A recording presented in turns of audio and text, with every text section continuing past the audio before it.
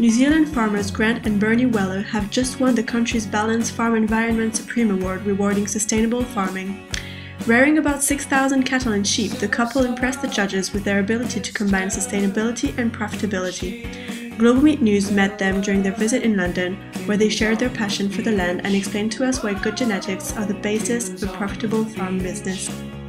So our vision has really been a sustainable and environmentally farming business that is inspirational to New Zealand farmers. Winning these awards has been a great avenue for us to get out there and really spread what we're doing, and hopefully some farmers can take that message back to their own business. Your business has to be profitable to be really truly environmentally sustainable for the future. We were very focused on improving the genetics in our animals, because the performance we were getting out of them wasn't good enough and we weren't earning a lot of money out of our livestock. So we were very focused on improving that, and we've had huge performance gains in our livestock. We look at animals and we're actually trying to get structurally correct animals.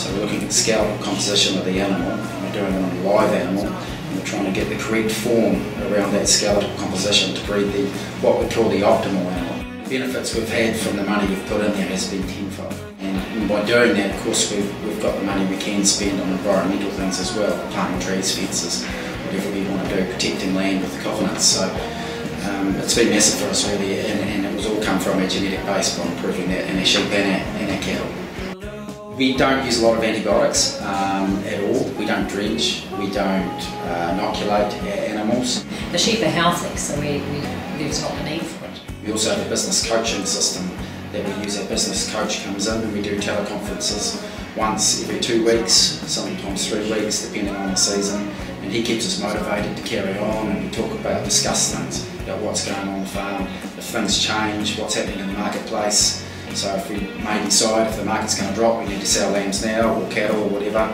or buy cattle in if we've got excess feed. So it keeps us on the pulse of things right around the year, so we're not missing out on opportunities in our business.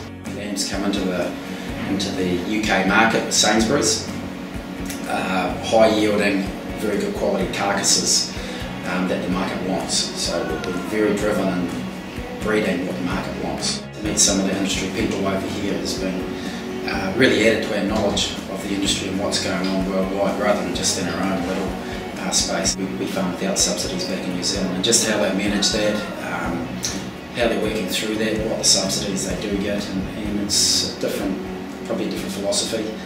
We've been very driven that we have to be profitable. If we're not profitable, we're not sustainable, the farm won't be there in the future, or our family won't be on the farm. So we're very driven with our profit, but we still have a real attachment to the land. Family farms in New Zealand too have a tendency, to want to leave the land in a better position. And probably our ability for young farmers to get into farms and succession processes to work their way through is a lot easier in New Zealand than from what we've discovered in the UK. We'd love to keep the farm and the family for the future. So if we can get in a position of strength financially, that's going to make that far easier to be able to do that.